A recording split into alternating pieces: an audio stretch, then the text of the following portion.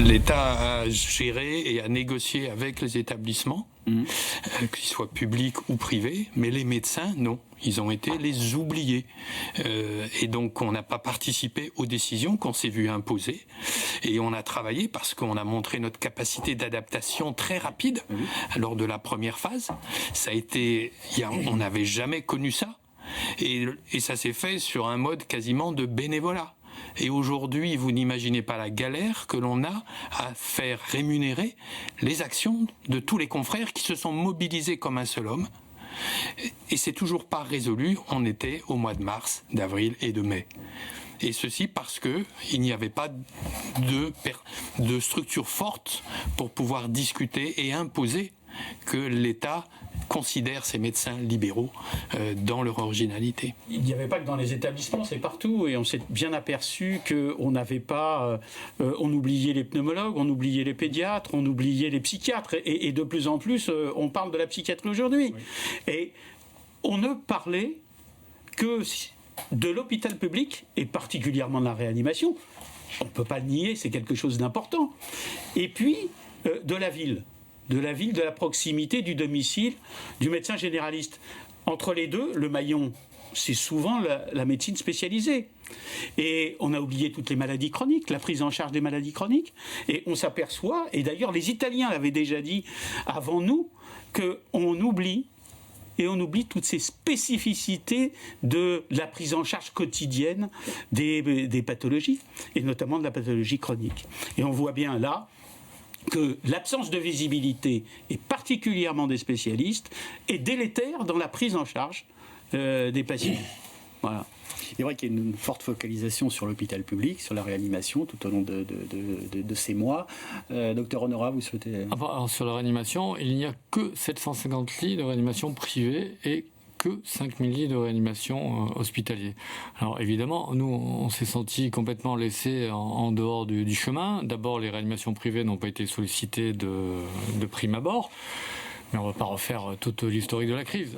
La deuxième épidémie, ou la deuxième vague, on l'appelle comme on veut, a commencé mal par une déprogrammation abusive et du jour au lendemain sans aucune concertation des médecins concernés. Et après, les choses se sont beaucoup mieux passées. Mais on est des pions.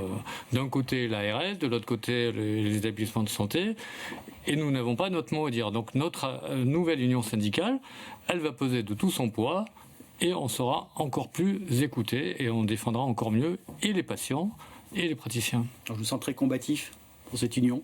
La problématique, c'est la problématique de la confiance. Et aujourd'hui, on le voit, puisque avec l'enquête du Sénat, on nous dit, on le savait. Et que, voilà, on ne nous a pas tout dit. On a fait de l'omission. Après, on verra comment les choses seront traitées. Mais nous, c'est un constat, et c'est ce constat que l'on a fait. La population a fait ce constat, nous, on l'a fait, et on a quand même donné un lourd tribut. Bien sûr. Lourd tribut, puisque beaucoup de nos collègues, qu'ils soient dans les établissements de soins, ou qu'ils soient, bien entendu, en ville, dans leur cabinet, parce que la problématique était la même. N'oublions pas qu'on a dit à la population... ne sortez plus, n'allez plus consulter. Donc il n'y avait plus d'infarctus, il n'y avait plus de décompensation cardiaque, il n'y avait plus de cancer. Alors que, et maintenant, aujourd'hui, on nous dit, comment rattraper ce retard ? C'est un point extrêmement important. Il y a eu parce que vous avez des déprogrammations, évidemment, docteur de Rochambeau, vous pouvez en... Oui, la déprogrammation massive a été la démonstration qu'on a été capable de transformer totalement notre activité en moins d'une semaine. On a transformé nos établissements, les confrères se sont recentrés sur d'autres activités pour venir au chevet des patients atteints du Covid. Donc ça, c'est une grande satisfaction. Mais le reste a été une catastrophe. C'est-à-dire que toutes les conséquences n'ont pas du tout été anticipées. Or, c'était pas très compliqué de les imaginer. Et on a fait comme s'il ne se passait rien.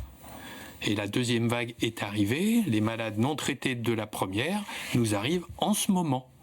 En ce moment, nous voyons arriver ces patients pour ceux qui avaient des maladies chroniques, mais que dire de ceux qui avaient besoin de soins urgents et qui n'ont pas été traités. Les chirurgiens vasculaires le savent parfaitement. Ils ont coupé beaucoup plus de jambes que les autres années parce que les soins conservateurs n'ont pas pu être faits au moment où il le fallait.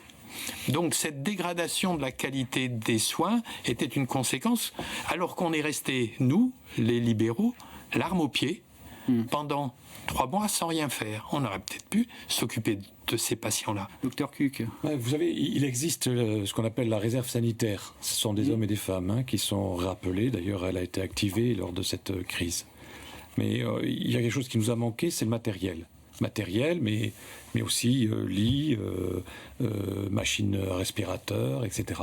Et donc, il y a une proposition qui est simple et qui est très judicieuse, à notre sens, c'est de créer des réserves sanitaires matérielles sur le territoire. Parce qu'on a bien vu qu'en cas de crise, en cas d'arrêt des transports, en cas etc., on a vu la difficulté pour les masques, non, aucune préparation, pas de stocks nationaux, etc. Donc on militerait actuellement pour avoir des réserves territoriales de matériel qui permettrait, en cas de prochaine épidémie, mais aussi en cas d'autres risques sanitaires, d'avoir ce qu'il faut au bon moment, avec de la logistique facile, et non pas d'attendre des millions de masques qui arriveraient de Chine, où les avions ne volent plus, où les bateaux ne marchent plus.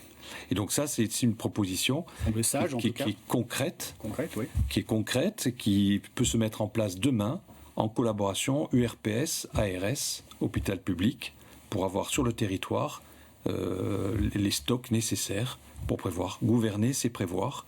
Et je pense que là, c'est une proposition judicieuse. Il faut que les professionnels de santé libéraux puissent participer de façon active à la gestion de cette crise, c'est-à-dire être dans les comités de pilotage, ce qui n'a pas été fait aujourd'hui. Pourquoi ? Parce que les administratifs ne connaissent pas le réseau, ne connaissent pas l'organisation aujourd'hui, et on le voit tous les jours. Quand on est sur le plan national, on s'aperçoit bien que les administrations sont hors de tout champ, ne voient pas comment les choses fonctionnent sur le terrain et sur le milieu libéral. Donc, effectivement, je pense que chacun a sa place, et là, encore, les spécialistes libéraux ont toute leur place.